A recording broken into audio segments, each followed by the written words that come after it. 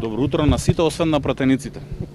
Плати или блокади, синдикалците повторно на улица и повторно пред собранието, каде ги блокираа влезовите за возилата на пратениците, во обид да го засилат притисокот и да издействуваат, што е можно поголемо зголемување на минималецот од законски предвидените 1600 денари.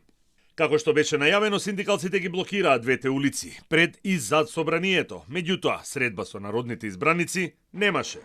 Од ССМ побараа пратениците на денешната седница да ги бранат предлозите за 600 евра минималец и зголемување на сите плати за 6000 денари, онака жестоко како што ги бранеле пратеничките плати и патните трошоци.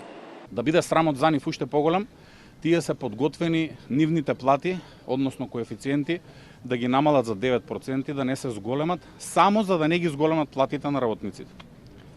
Пратениците сакаат работниците, нивните гласачи да живеат и да тонат во сиромаштија. Денешниот ден треба да ги засрами сите, а најмногу оние 120 избрани пратеници, и мислам дека дури денеска на седницата која ќе ја имаат, треба да предложат зголемување на минималната плата на 600 евра и зголемување на сите останати работнички плати за најмалку 6000 денари. Присутните на блокадите очекуваат дека пратениците ќе застанат на нивна страна и стојат за ставот дека 600 евра минимална плата е неопходна поради растот на трошоците за живот.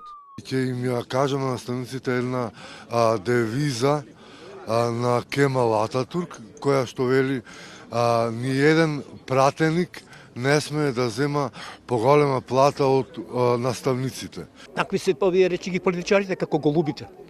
Како голубите се. Додека се доле на земја, ти јадат од рака. Ке се качи горе ти кака на глава. На пратениците ништо не би им порашало, ама на народот што не доаѓа, тоа би порашало. Па да не ги намалат платите, ако може. Според тоа што го гледам овде, да не ги намалат, големи се. Така ти кажат и тие сега таму што се. Генерален штрајк, али народов кога ќе се свести, не можам да бидам паметен. Буричкаато контејнер неќе да дојде овдека, да протестира заедно со мене.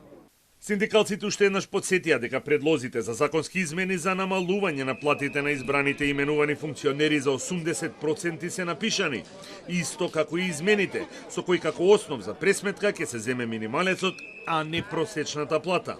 И дека тие ќе ги соберат неопходните 10.000 подписи за овие измени да влезат во собраниска процедура.